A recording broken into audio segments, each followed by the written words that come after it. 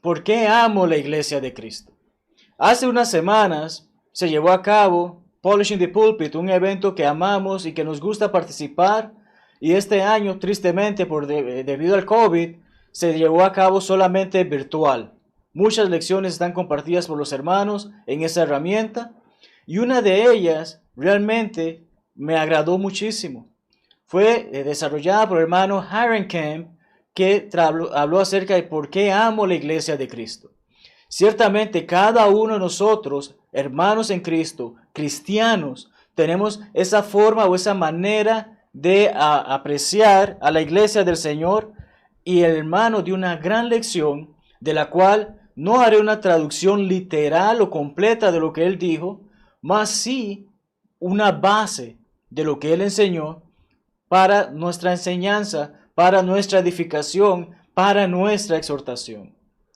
¿Por qué amo la Iglesia de Cristo? Quizás te hagas esa pregunta. ¿Por qué la amo? ¿Por qué tú amas la Iglesia de Cristo? Algunos quizás tuvieron la bendición de crecer en un hogar donde hay una influencia cristiana. Quizás nuestros padres ya eran cristianos, quizás nuestros abuelos y tíos también los eran. Pero algunos, como en el caso de este servidor, no fue así. No conocíamos la iglesia. Tal vez crecimos dentro de algún movimiento religioso que era opcional el adorar, que era opcional el congregarse, que era opcional el decidir si hacía las cosas de acuerdo a la voluntad de Dios o no. Íbamos a esos lugares y quizás pensamos en muchas otras cosas, menos en Dios. Pero en el caso de este servidor, no fue hasta que conocí a mi hermosa esposa Jackie que me invitó una vez al servicio de adoración. Obviamente, como hombre enamorado, acepté de una vez, sin ni siquiera prestar mucha atención a lo que era mi fe o lo que yo creía. Simplemente acepté la invitación con tal de acompañarla a ella. Pero cuando estuve allí, vi que las cosas no eran iguales. Vi que a pesar de que había conocido algunas experiencias de grupos religiosos que se proclaman cristianos en anteriores ocasiones, en esta situación llegué a ver cosas que llamaron mucho e impactaron mi vida. Cómo se predicaba, cómo se oraba, cómo se cantaba, cómo se participaba de eventos que algunos decían, bueno, si tú no puedes hacer esto por esto y esto y esto. En esta iglesia ciertamente se veían cosas que se hacían de una manera que claramente informaba, era en base a lo que la Biblia enseña. Entonces, a pesar de que me tomó mucho tiempo vencer a mi orgullo y tomar la decisión de ser bautizado por el perdón de mis pecados, porque es exactamente lo que Dios espera de cada uno de nosotros para poder ser añadidos por su Hijo a la iglesia, pude ver cosas que sé que hacen que la iglesia de Cristo sea única. Y eso es lo que necesitamos poner en consideración. La iglesia de Dios, la iglesia de Cristo, es única, es distinta, no se compara con ninguna denominación que el hombre haya creado. Y por ello es que quiero que analicemos 6 razones. Hablaremos 6 razones en base a lo que la Biblia enseña. Porque aquí no se trata de mostrarte la iglesia que yo amo simplemente por mi emoción. Se trata de que veamos a la luz de las Escrituras la iglesia que Dios ama, por la cual dio a su Hijo. La iglesia que Cristo ama, por la cual entregó su vida. De eso estaremos hablando en base a las Escrituras, estas 6 razones en las que estudiaremos por qué amo la iglesia de Cristo. La primera de ellas es que amo a la iglesia de Cristo porque es la iglesia que fue fundada por Jesús. No solamente fue fundada por Él, Él también es su fundación.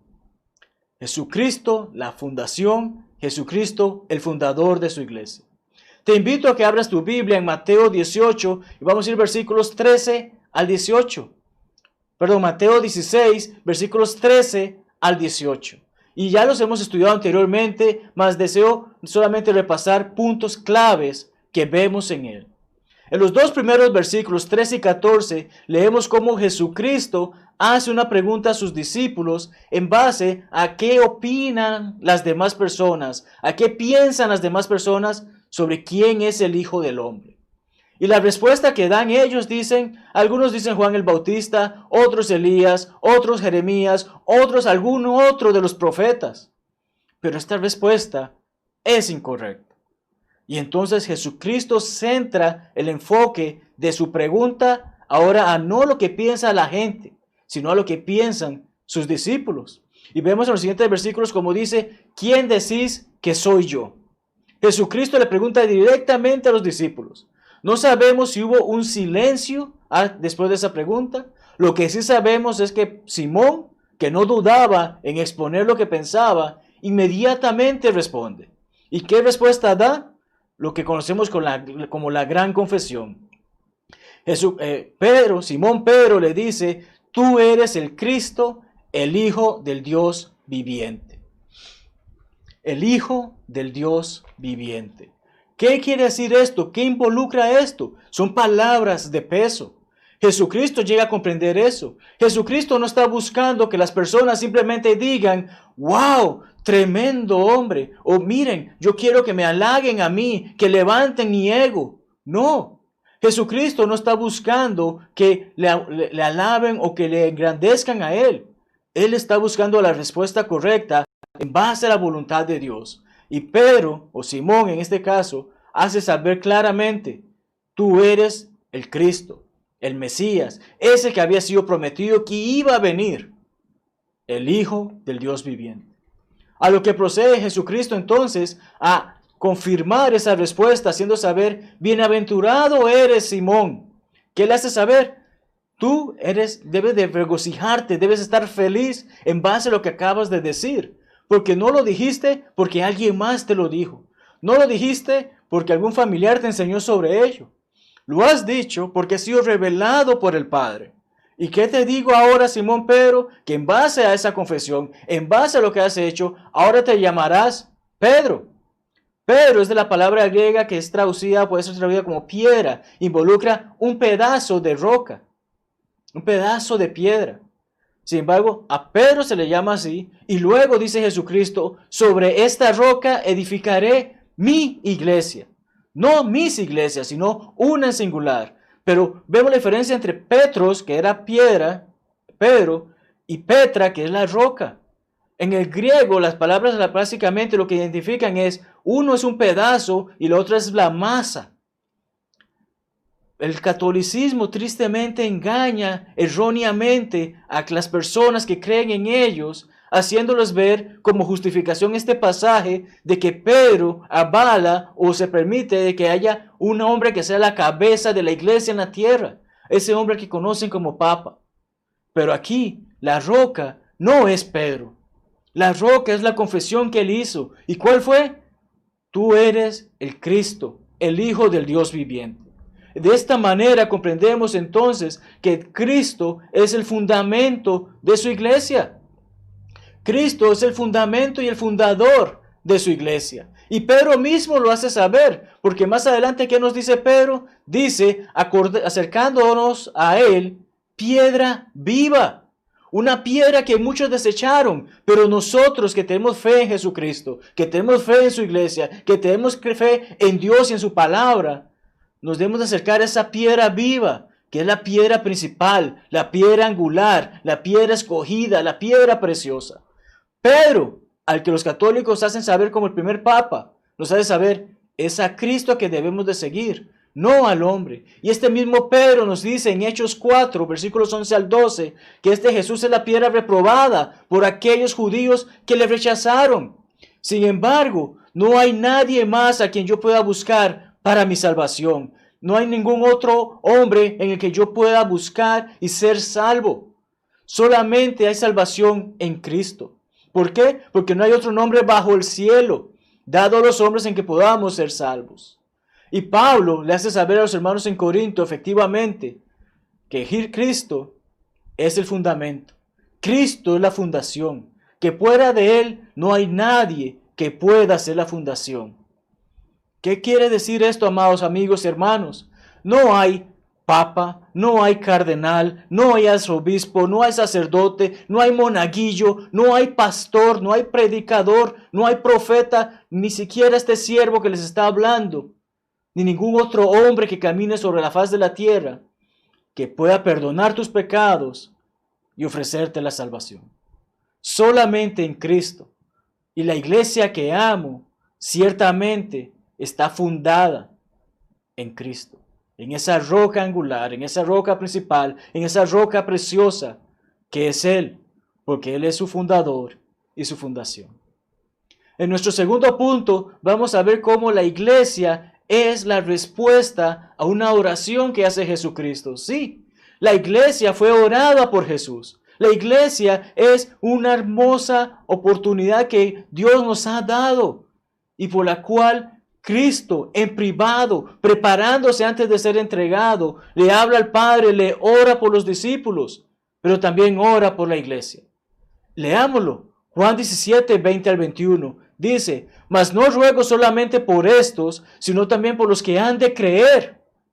¿Quiénes son estos? Los discípulos, los que caminaron con Él, los que sirvieron con Él, los que vieron las señales. Pero Cristo hace saber en esa oración al Padre, no estoy orando solamente por estos que han caminado conmigo, sino con todos los que vendrán después, todos los que en mi palabra, harán de creer en mí por la palabra de ellos. ¿Has hablado con Pablo? ¿Has hablado con Pedro? ¿Has estado cara a cara con alguno de ellos? Lo cierto es que no. Ellos murieron hace muchísimos años. Pero ¿cómo puedes creer por medio de la palabra de ellos? En base a lo que han escrito, en base a lo que ha sido revelado en la palabra de Dios. Es en base a este hermoso mensaje que tenemos hoy impreso o digital gracias a la tecnología, que podemos saber la palabra de ellos y podemos creer en Jesucristo. Porque Jesucristo ha orado por una unidad que viene a través del mensaje que Dios ha revelado a través de estos santos hombres. Para que todos sean uno. Cristo no quiere separación. Cristo quiere que seamos esa hermosa familia por la cual Él murió. Esa hermosa unión que Él espera porque debemos ser uno con Él como Él es uno con el Padre. Tal como hemos leído en estos pasajes. Pero continuamos porque ciertamente Jesucristo, lo que estaba diciendo, no era algo que se le acababa de ocurrir. Es algo que ha venido siendo enseñado. Él vino para hacer la voluntad del Padre y todo el pueblo de Israel debía haber conocido la palabra de Dios, debía haber conocido los salmos, por ejemplo. Y un salmo, especialmente un versículo, un salmo que muchos aman y consideran hasta incluso pasaje favorito, dice, mirad cuán bueno y cuán delicioso es habitar, ¿quiénes? ¿Los desconocidos? ¿Aquellas personas que andan por allí? ¿Cualquier persona que anda por allí? No, habitar los hermanos juntos en armonía. Salmo 133:1. ¿Acaso Cristo oró por algo imposible? No, no lo hizo. Cristo oró para que haya armonía, para que haya unión. Y esto venía siendo dicho desde muchísimo antes. Si Cristo oró por ello, ¿qué crees que debemos de hacer nosotros? ¿No podemos creer que efectivamente puede haber unidad en la iglesia? Es triste cuando un hermano llega y te dice, nunca habrá unidad. Sí puede haber unidad, porque debemos de hacer toda la voluntad de Dios. Y cuando hacemos la voluntad de Dios, ciertamente habrá unidad. Y la iglesia que amo respeta y defiende esa unidad. Cuando vamos a Romanos 12, 4 al 5, leemos acerca de que siendo muchos, sí. Pablo no está hablando aquí de denominaciones o de edificios o de cultos. Pablo está hablando de personas. Pablo habla sobre personas como tú y como yo. Personas que siendo muchas son una en Cristo. Debe haber unidad en nuestro Señor. Todos miembros los unos de los otros. Pablo está haciendo saber, tú eres importante para mí, yo debo ser importante para ti. Y cada uno de nosotros debe trabajar en conjunto por el bien y la unidad de la iglesia que Cristo compró con su sangre. Es así de importante esta unidad por la que Cristo oró y por la que nosotros debemos de seguir orando. Dice Gálatas 3:28, ya no hay judío ni griego. Recordamos que el judío era el pueblo de Dios y cualquier otra persona era considerado un griego. ¿Qué es lo que nos hace saber esto? Hoy en día, no importa si eres blanco, amarillo, rojo, negro, chocolate, verde, azul. No importa el color de tu piel. Eres importante para Dios. Dice que tampoco hay esclavo ni libre. No importa si eres multimillonario o si eres un mendigo. Para Dios eres importante. Dice que no hay varón ni mujer. Y aquí no está hablando de igualdad de género, como el mundo políticamente correcto en el que vivimos trata de enseñar. Lo que hace saber es que ante los ojos de Dios todos somos iguales. Y si hemos obedecido el Evangelio, porque la carta a los Gálatas es escrita a cristianos, si hemos hecho la voluntad de Cristo, todos somos uno en Cristo Jesús. Piensa brevemente en esto. Piensa en un padre que tiene a sus hijos y tiene una gran empresa. Está pronto a fallecer y les revela a sus hijos que en su testamento está dejando esa propiedad a ellos, esa empresa a ellos, y que desea que trabajen unidos y que mantengan esa empresa a flote. Muere el padre y sus hijos no solamente se dividen entre ellos, sino que la dividen en 33,000 o más otras pequeñas empresas que compiten unas con otras y que tratan de enseñar lo mismo, tratan de hacer lo mismo, pero no hacen lo mismo porque hay una gran división. ¿Traería esto gloria a la memoria de su padre? No. De esa misma manera, el mundo está dividido en más de 33,000 denominaciones, pero solo hay una iglesia por la que Cristo oró. Y esa iglesia, Cristo oró por unidad, y nosotros somos parte de ella, y por eso amo a esa hermosa iglesia. En tercer lugar, hablaremos acerca de que la iglesia, así como la amo yo, es amada por los demás miembros, es amada por Cristo. Cristo nos comanda, según Juan 13, 34, 35, en que debemos de amarnos unos a otros como Él nos ha amado. Aquí no basta con que llegue alguien y me diga, hola hermanito, te quiero mucho. No, no es ese tipo de amor. Es el tipo de amor sacrificial. Jesucristo amó de tal manera a la iglesia que se entregó por ella. Y cada uno de los miembros necesitamos hacer lo mismo, entregarnos por ella. ¿Cómo podemos ver un ejemplo? Veamos desde el principio. Veamos cómo la iglesia, ese día de Pentecostés, otros hombres que obedecieron, luego se nos dice en los últimos versículos del capítulo 2, cómo ellos tenían todo en común. Vendían sus propiedades y sus bienes y los repartían a todos según la necesidad de cada uno. Vemos aquí esa unidad de la que acabamos de hablar en el punto anterior, pero vemos aquí cómo estos hermanos se aman unos a otros, al punto de que han decidido dejar todo, entregar todo para ponerlo en común, para hacer que cada uno reciba y tenga las mismas bendiciones. ¿Significa esto que no van a haber problemas, que no van a haber dificultades, que no van a haber situaciones que nos parezcan problemáticas? No, ciertamente las van a seguir habiendo, pero debemos de tener el enfoque de amarnos como Cristo nos amó. Y cuando tenemos ese enfoque, podemos recordar las palabras de Pedro en su primera carta, capítulo 1, versículos 22 al 23. Habiendo purificado vuestras almas por la obediencia a la verdad. Un cristiano ha obedecido la verdad. Un cristiano ha obedecido la palabra de Dios. Un cristiano ha hecho la voluntad de Dios de acuerdo como ha sido revelada en su palabra. De esta manera comprendemos claramente qué es lo que Dios está esperando de cada uno de nosotros. ¿Y qué es lo que está esperando? Si he obedecido la verdad, debo tener un amor puro, sincero, no fingido, fraternal, amando unos a otros entrañablemente. Es de esa manera que trabaja y funciona la iglesia del Señor, la iglesia de Cristo. ¿Has sido defraudado por alguna persona? ¿Algún momento de tu vida? La respuesta probablemente sea sí. ¿Has sido defraudado por alguien que es un hermano en Cristo? Probablemente sí. Y probablemente hayan esas dificultades. Pero ciertamente van a haber mayores oportunidades en las que veremos que un hermano se alegra cuando un hermano está alegre y un hermano llora cuando un hermano llora. Romanos 12:15.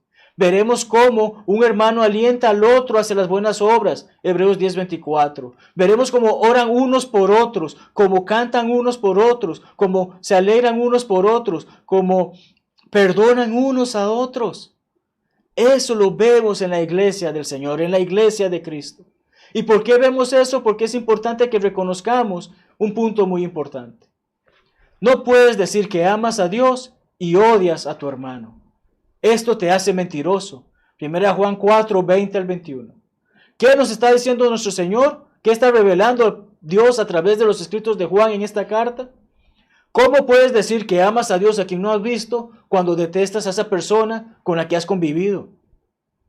Debes de amar a tu hermano. Si amas a Dios, ama a tu hermano. Y la iglesia de Cristo ama unos a otros. En la iglesia de Cristo los miembros se aman unos a otros. Y por eso es otra razón más por la que amo la iglesia del Señor. En cuarto lugar, tenemos que la iglesia que amo es la iglesia que está comprometida con las Escrituras. Sí, está comprometida con las Escrituras, desea hacer la voluntad del Padre en todo momento. Y un pasaje que escuchamos muchas veces, que quizás no sabemos de memoria y que hemos utilizado en muchas ocasiones, dice así: toda la Escritura es inspirada por Dios. 2 Timoteo 3, 16 al 17. Todo lo que encontramos en este pequeño libro, todo lo que encontramos en esa aplicación que tengas en tu teléfono o en tu tableta, todo lo que encontramos en ese texto es inspirado por Dios. Y no es cualquier palabra, es útil para enseñar, para redarguir, para corregir, para instruir en justicia. ¿Qué quiere decir esto, amados hermanos y amigos? Aquí no se trata de que en la iglesia venimos a hablar de mi último viaje de pesca. Que en la iglesia vengo a hablar de cómo mi hijo ha progresado en su carrera. De cómo me divertí por un chiste que alguien me envió. De cómo ese meme lo voy a utilizar para generar un sermón. No, venimos a hablar la palabra de Dios. 2 Timoteo 4:2 predica la palabra. Debemos de hacer eso en tiempo y fuera de tiempo. Es la palabra de Dios la que es predicada en la iglesia de Cristo. Es la palabra de Dios la que debe ser predicada en la iglesia de Cristo. No mis gustos, no mis aficiones, no mis experiencias. Ciertamente habrán ilustraciones que nos puedan ayudar en algún momento en el sermón, en el mensaje, como una enseñanza. Pero debemos enfocarnos en que la iglesia del Señor ciertamente está comprometida con las Escrituras. ¿Por qué? Porque son las Escrituras las que me pueden llegar a ser perfecto. ¿Qué quiere decir completo? Me van a llevar a ser la persona que está enteramente preparada para toda buena obra. Así de simple. Así de simple es la iglesia que amo, porque no se practican cosas que me lleguen a preguntarme: ¿eso enseña la Biblia? ¿De verdad eso enseñará la Biblia? Si estás en una iglesia en la que tienes ese pensamiento, sería mejor que precisamente escudriñes la palabra y verifiques si efectivamente se está enseñando la Biblia o se está enseñando mandamientos o tradiciones del hombre. Si realmente se está alimentando el alma con esa leche espiritual que tanto necesita. Es necesario que pongamos atención a eso, de modo tal no lleguemos a hacernos esa pregunta, porque simplemente así lo hemos hecho siempre. Así es como se nos enseñó. Así es como se practica. Cuando seas más espiritual, tal vez comprenderás que esto que hacemos es así, aunque no lo diga la Biblia. Todo eso, amado hermano, son excusas. Las excusas son simplemente mentiras. ¿Por qué es importante que la iglesia esté comprometida con las Escrituras? Porque Jesucristo nos hace saber, Pablo nos hace saber acerca de esto en Colosenses 3:17. Todo lo que hagáis de palabra o de hecho, hacedlo bajo el nombre de Jesucristo. Hacerlo en el nombre del Señor Jesús, bajo su autoridad. Jesucristo ha autorizado ¿qué? Lo que está en este libro. Jesucristo ha autorizado lo que dice aquí de cómo debo de vivir, de cómo debo de servir y de cómo puedo ser salvo. Es así como entonces todo lo que hago en base a lo que está redactado aquí, en base a lo que está disponible, revelado en el manual de usuario del ser humano, que es la Biblia. Todo lo que está allí es entonces como yo debo de actuar, hacer todas las cosas. Y cuando hago todas las cosas bajo la autoridad de Jesucristo, ciertamente doy gracias al Padre por medio de Él. Es así como entonces la iglesia que yo amo está comprometida, está dedicada a servir y a ser de acuerdo a lo que las Escrituras han revelado, y no a las aficiones, tradiciones o mandamientos del hombre. En quinto lugar tenemos que la iglesia que amo te invita a ser parte de ella. Y esa es parte importantísima. ¿Por qué? Porque la iglesia necesita seguir creciendo. La iglesia necesita seguir recibiendo almas. La iglesia necesita seguir buscando almas. Es importante que comprendamos, Dios quiere que salgamos por todo el mundo y llevemos el Evangelio. Prediquemos el Evangelio, las buenas nuevas, la muerte, sepultura y resurrección de Jesucristo. Dios desea eso de nosotros. Dios espera eso de nosotros. No se trata de un grupo cerrado, oculto o secreto. La iglesia, así como cada cristiano, debe ser la luz que ilumina este mundo. Romanos 10, 12 al 14 nos dice que no hay diferencia entre judío y griego, pues el mismo Señor que es Señor de todos, es rico para todos los que le invocan.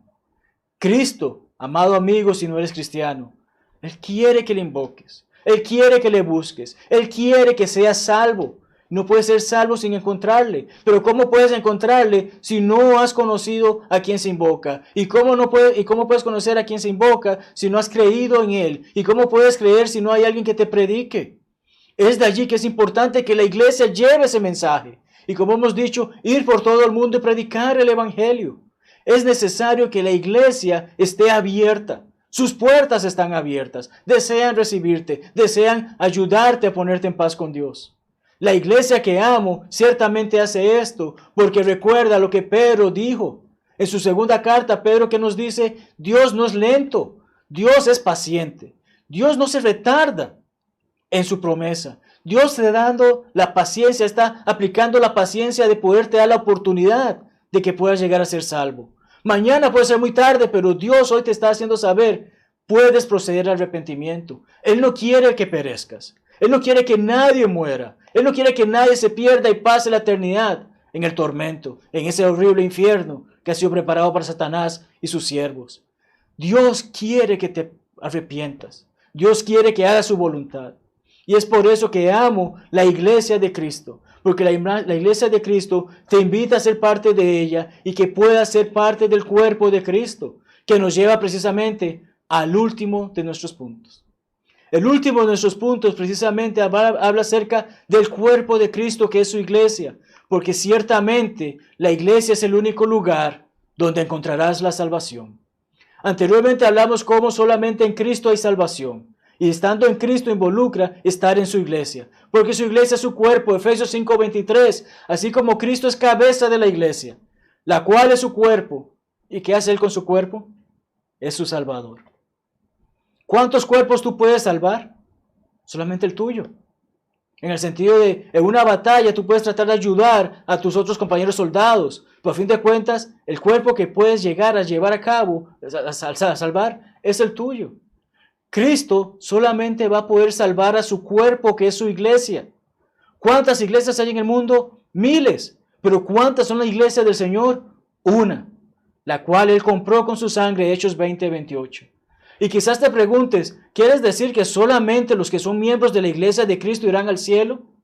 No lo digo yo, lo dice este pasaje. Cristo salvará solamente a quienes son su iglesia, a quienes se han sometido a hacer su voluntad, a quienes han dado honra a su nombre y a su voluntad, y a sus enseñanzas y a su sacrificio. Efesios 1, 3 al 4 nos afirma esto de igual manera. ¿Por qué? Porque dice que Dios nos bendijo con toda bendición espiritual en los lugares celestiales. ¿En dónde? En Cristo. Fuera de Cristo no hay salvación. Fuera de Cristo no hay bendiciones espirituales. Fuera de Cristo no hay lugares celestiales. Tienes que estar en Cristo para poder ser partícipe de esa bendición que le está ofreciendo. ¿Y cómo lo haces? No es porque has sido escogido como algunos grupos religiosos enseñan.